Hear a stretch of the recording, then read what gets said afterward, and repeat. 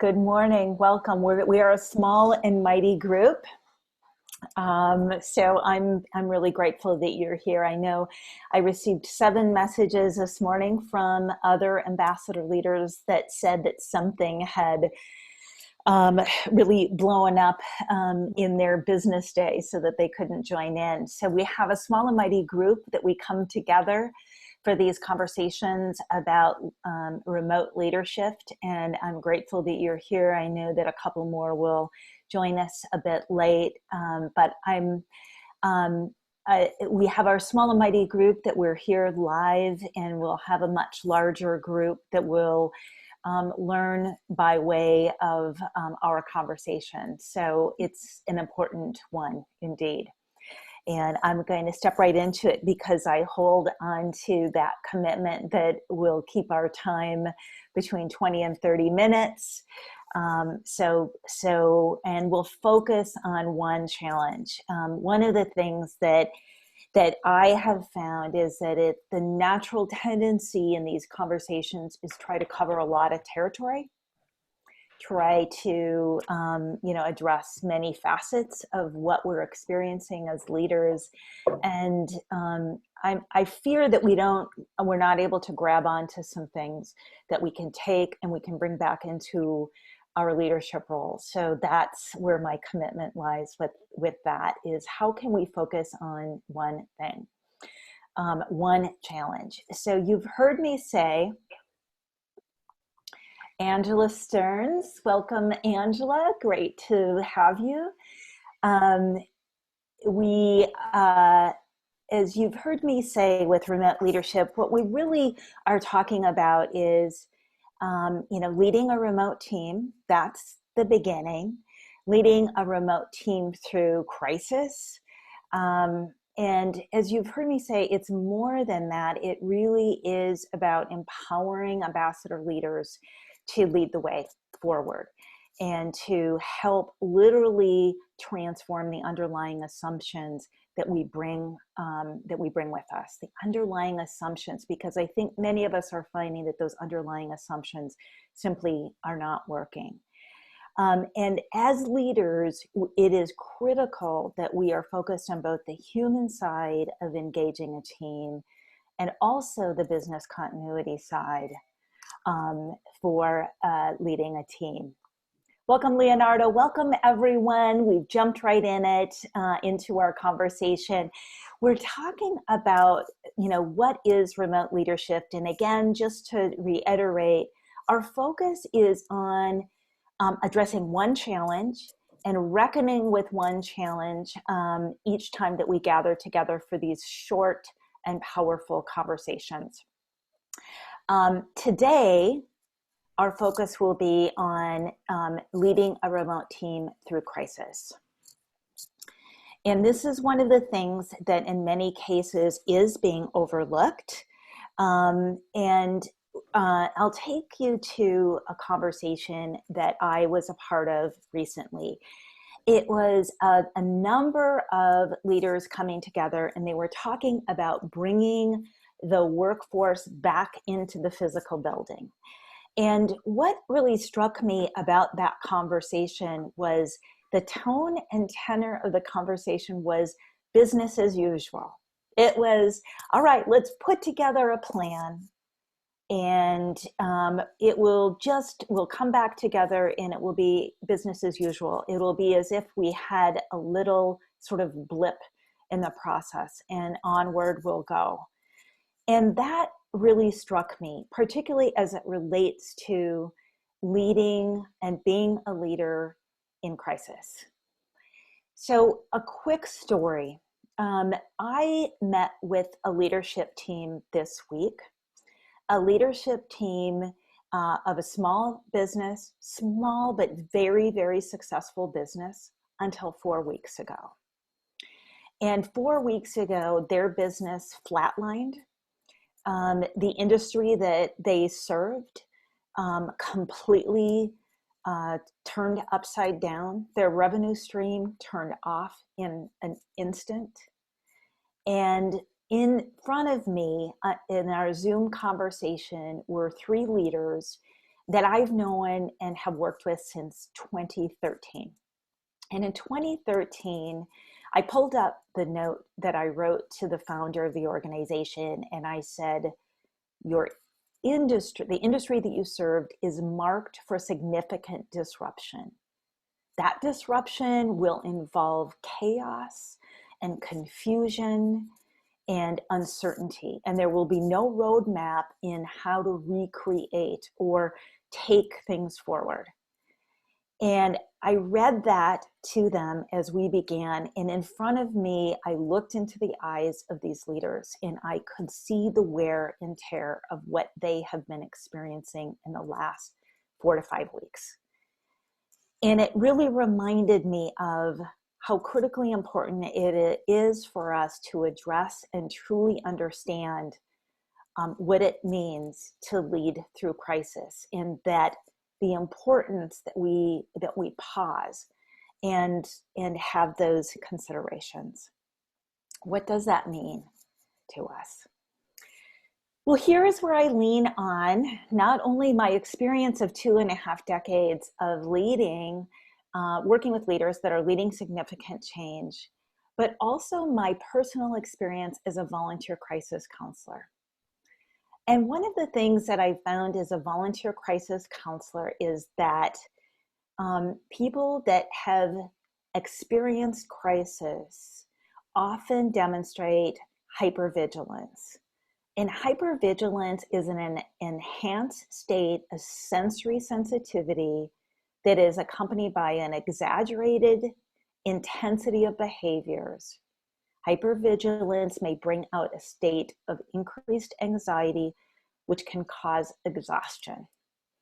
So here's the question that I have for you.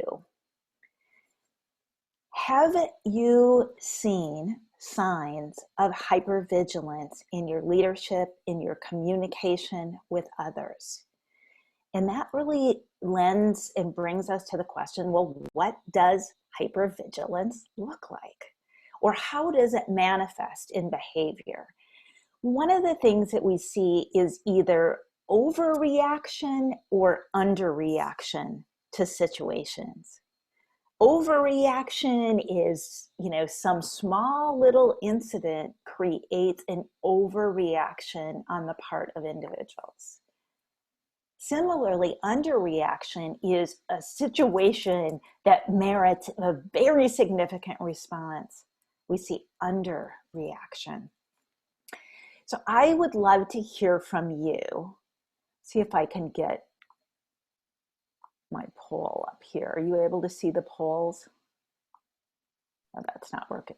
Here we go. No, I don't want to write. I'm going to just go ahead and jump on chat if you would. Type in chat if you have seen evidence of hypervigilance in the workplace, in your work. It doesn't necessarily even have to be in the workplace. Certainly could be in your life, in your home. It might be any of those places. Go ahead and jump on chat. And I'm going to ask, Therese, are you there? Are you live with us? I am. Excellent. Talk to us about what your experience has been with hypervigilance. I was just typing in that I've experienced both. In fact, I just got off a call doing in one situation. So I have one business area that, to date, I've lost about $1 million too. And it's only in a $4.5 million area of business. And the individual that I work with who manages the commercial marketing end of it is basically saying, oh, nothing's really going on. We just need to stay the course of what we normally do. So in this situation, when I look at hypervigilance, I have to go on the polar opposite and become more hypervigilant just to move her off of understanding. So this, when you talk about it in what I have seen in the work setting, is the exhaustion part of it, because the amount of time and energy I have to put forth, and my direct leaders have to do the same thing, in order to be heard, or they're closer to the situation and say, no, we can't do business as usual, and listen to us. Listen, yeah, and ask. Yeah. I think that's an important piece, Therese. It really comes down to asking questions, and because most of us have more questions than we have answers, right? We Mm-hmm. have more questions than we have answers. Mm-hmm. Excellent. Sandra, why don't you, thank you, Therese, weigh in on what your experience and observations have been with hypervigilance. Yeah, so um, I would say there's, there's different. I think people just trying to, I think people are at different stages of the crisis, let's say, and they will react differently depending on where they are on that journey. Because different with remote teams, I'm finding that you've got people who are further ahead in Asia, where I'm based, on the journey, and therefore, maybe I've created more of a routine. In Europe, in the US, it's still quite new, and people are still, trying to figure out how to work with it. But that being said, it's still a mix. I think it's got to do with the company culture as well. You've got a lot of people who are almost pretending, or some companies who are still asking their employees to come to work, almost like as if there is no crisis, and we just carry on what we were doing before and just, almost forget what's happening. And then on the other hand, you have, leaders who are putting a bit of a pressing the pause button, and taking the time to listen to people in their teams who might be dispersed and in different places, both geographically, but also, at home, because you'll have people with kids, people who need to care for elderlies, elderly relatives and things like that. And I think being able to say, well, I know we've got milestones, I know we've got, things, we're trying to do business as usual, but it is not, and therefore we have to adjust and listen. It's not anymore, I've got a team and it's a homogenic entity. We have individuals in a team who are going through very different things, and we just can't carry on the way we were doing before. And even with remote teams, it's a challenge going through these new ways of working, I would say. So that's my experience of almost two extremes of, let's just pretend, this is just going to pass, and we'll carry on as much as possible so that we don't deviate from whatever the course was that we were following, and hopefully it's the right one. And then people saying, well, we want to carry on, delivering what we're supposed to deliver and what we committed to, but we have to realize that, well, things have changed, and therefore let's just take a step back and then see how everybody is doing, and with that empathy. So that's kind of my observation at the moment. I think that's really important observation, and let's note that Sandra is in Hong Kong, so they're about 13 weeks in. And as we've talked about, and we'll step into this a little more, is this whole process, it really is a transformative process. And as noted, it's individual, it's very individual. And as leaders, we've got to recognize where individuals are at, be cognizant of hypervigilance, the exhaustion, the reactions that people are having. And because we're remote, really be cognizant of reaching out when we see signs of overreaction or underreaction, or we have a sense that there is a struggle about. And then in the midst of all of that, begin asking questions so that we're not forging into that assumption that it is business as usual. I think we can say without a shadow of a doubt that most industries will be affected going forward. I think it's very difficult for us to discern exactly how. Any other comments from the group that you'd like to make in terms of hypervigilance, focusing on your relationships with individuals on the team or the organization in general, how to ensure that we stop and we pause and we ask the critical questions so that we can, as organizations, steer toward opportunities and away from threats that this kind of market brings.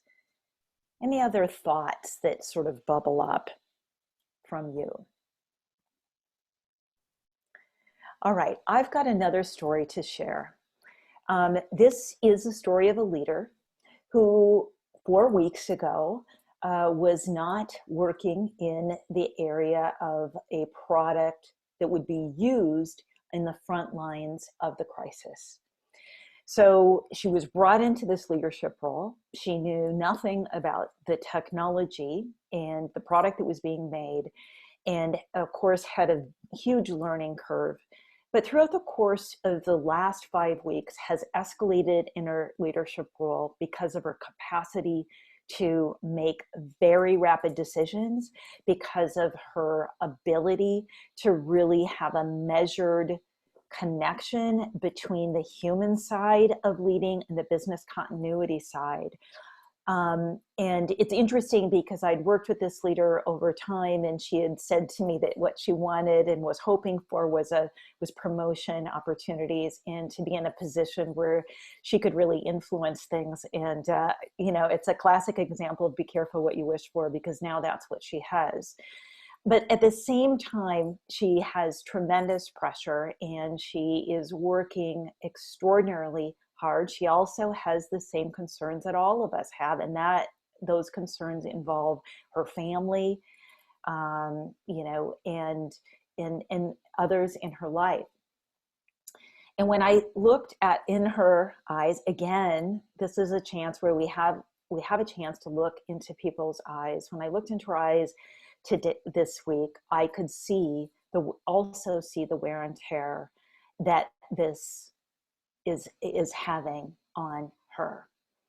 And what was really interesting, there were a number of things that were really interesting, but I want to share one of them, which I think is really telling. And this brings us back to crisis. When people are operating in a place of crisis, is that tremendous hours she's putting in. She's working very hard. She's really working both the human side and the business side. In addition to the concerns that she has for her family, she realized that she needed to make a trip to the market.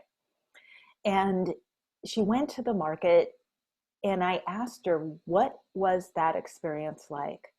And I truly will never forget the pause that she gave in the moment when she said how terrified she was when she was there, and how every corner that she walked around was the concern of touching someone or touching something that may be of danger. Absolute terror. She described when she got out into her car, when she had finished the shopping, and how she sat there trembling. And this is a really important story that we have to take in as it relates to leading through crisis. And as Sandra noted, people are at varying levels, varying places of not only acceptance, but the other piece that we really have to recognize is the long-term effects. The longer term effects of leading through crisis, because in the example that I'm sharing with you, this is a leader that needs to pull her shoulders up and needs to hold her head high and make critical decisions and remain optimistic and positive in front of her young family. But the reality is that she's carrying a very heavy weight. And so this is, when we talk about business as usual, this is not business as usual. It is absolutely not.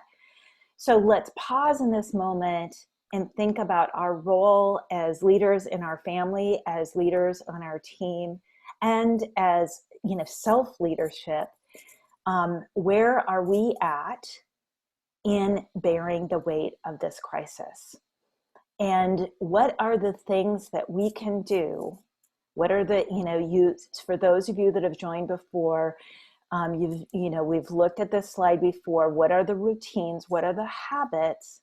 And what are the rituals that we can put into play, first for ourselves, next for our team members, and also for our families and, larger, to create and establish an opportunity for people to manage the crisis as best they're able.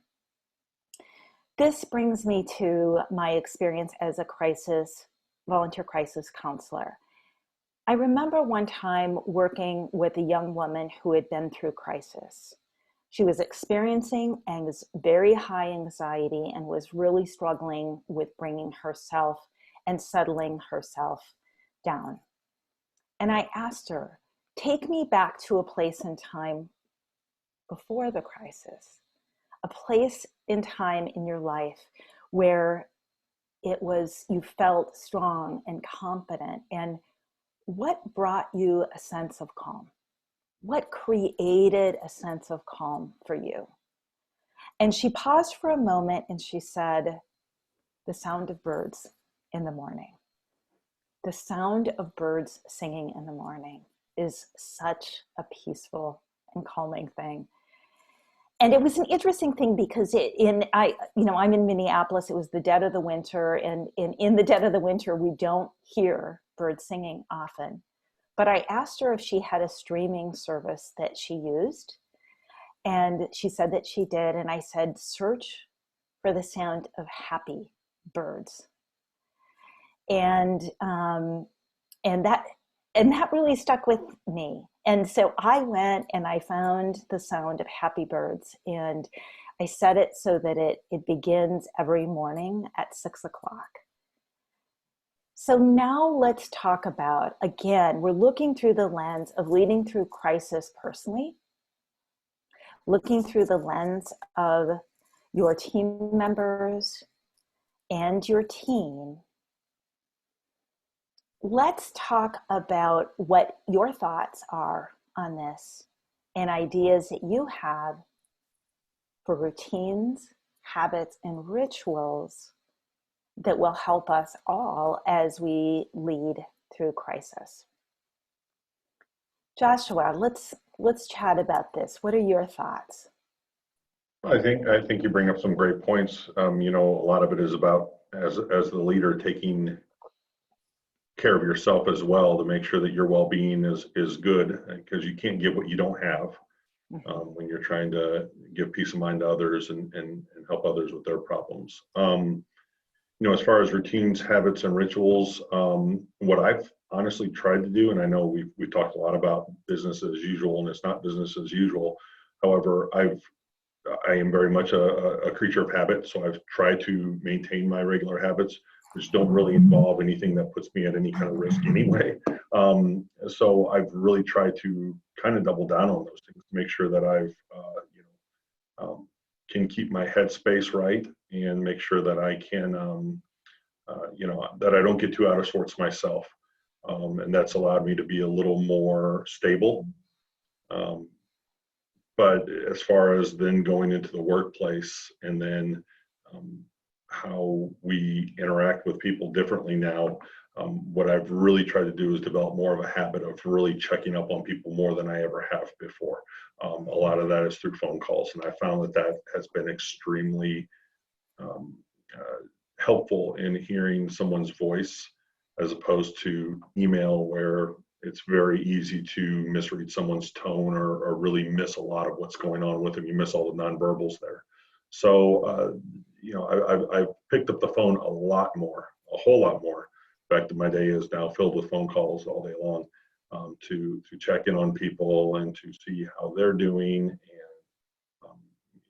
give that encouragement where encouragement is needed, and really kind of talk through and help them with what they're doing as well. So that's kind of my thoughts on it.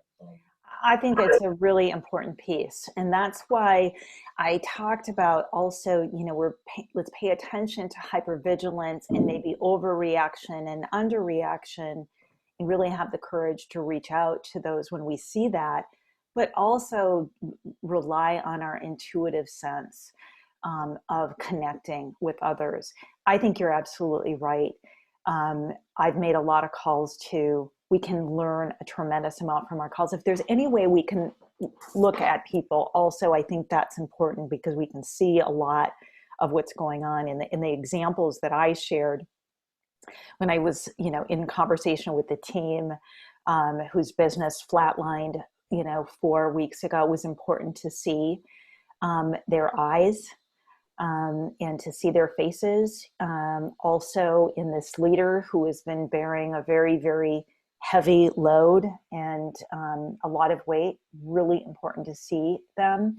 At the same time, I want to acknowledge that when I used to do a lot of international coaching, and we didn't have, we weren't able to see people, and you definitely get a better sense over time of listening to the tonality, people's tone, their responses. You get a very heightened sense of where they're at. So I don't want to diminish the calls, as you note, Joshua, because I think they're really important, critically important for sure.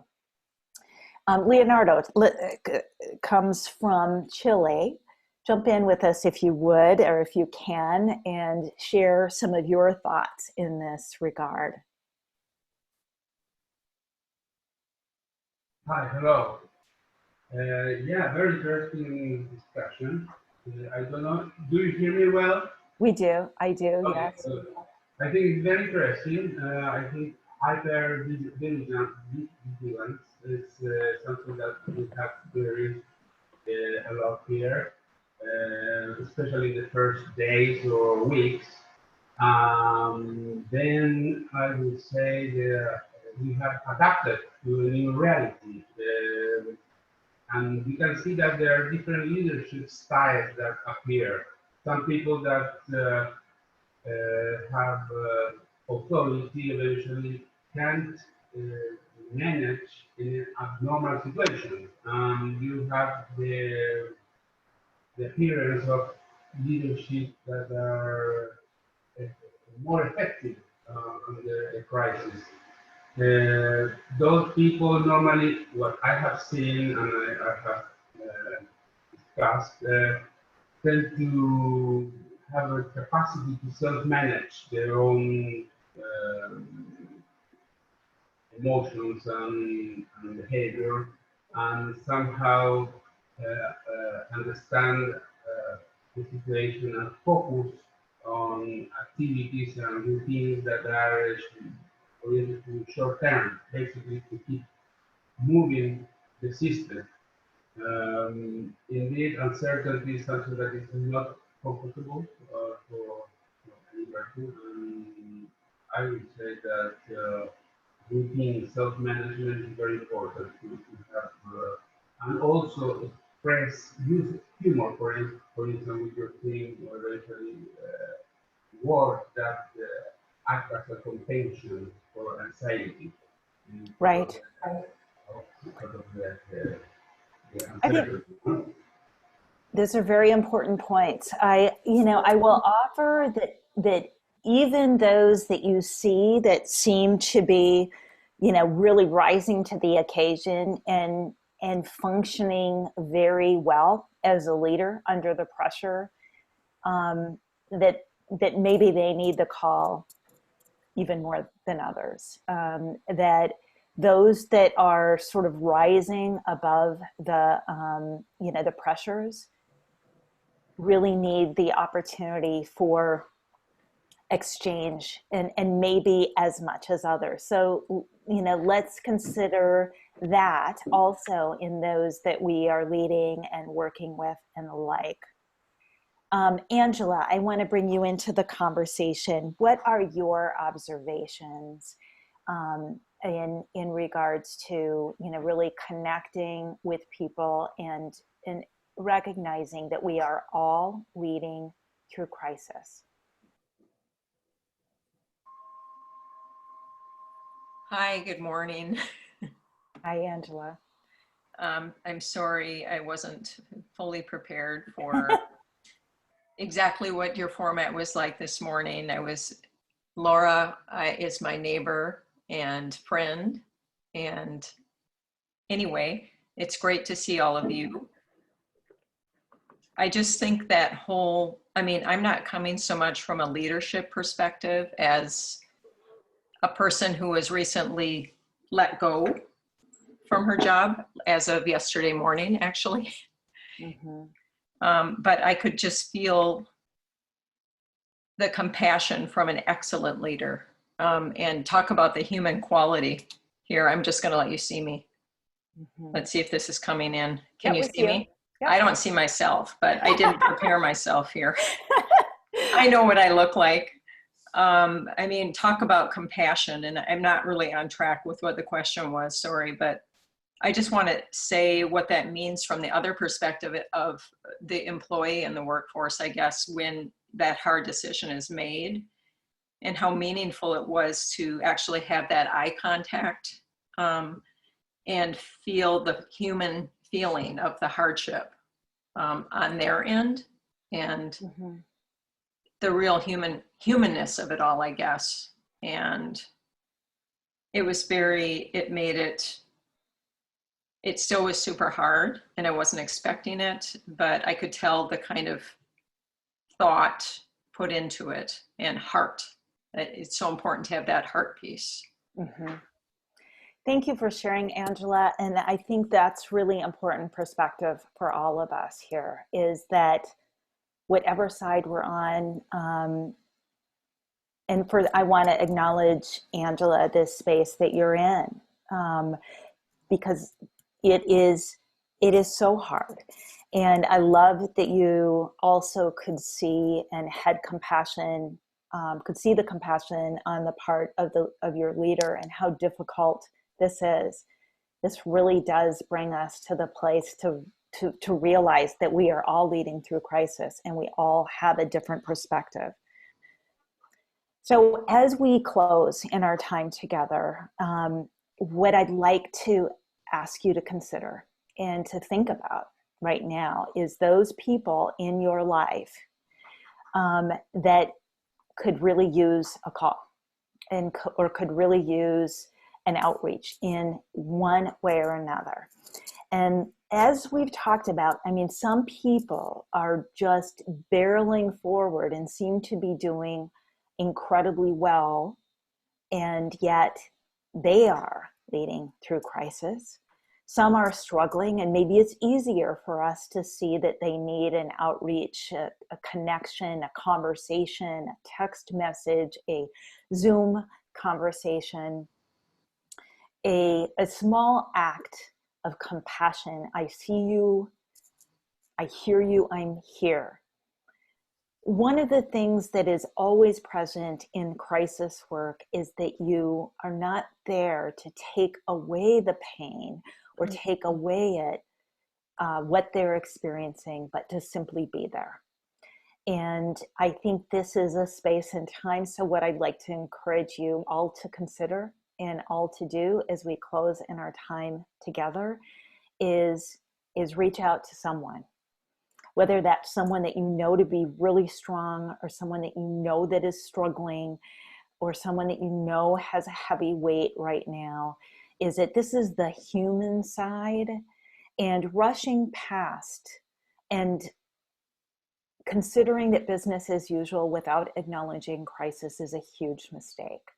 Because what we know to be true, and I'm sure many of you have heard and recognized this reality, is that real crisis, the ramifications and the effects of real crisis often are after the fact, right? And so whether it seems really obvious right now or whether it isn't, there are a lot of people that could use compassion.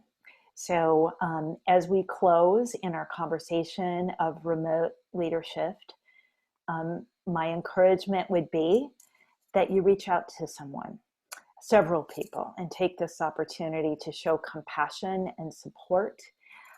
We are leading through crisis, and sometimes it's obvious those who need us, and sometimes it isn't. So I thank you for coming in. As I noted, we are a small and mighty group from around the world. How wonderful is that? That brings us together, and I will close with, I believe that at the core that this is really about leaders leading the way to a time of transformative change, revolutionary change. And we don't have all the answers, but we certainly will figure this out together. So I'd like to acknowledge all of you for being here, and all of those who will listen to this message, and wish you all the best in your outreach and the compassion that you show for others after today. And I encourage you to join us once again next week, 20 to 30 minutes, focusing on one thing. Together we'll find our way.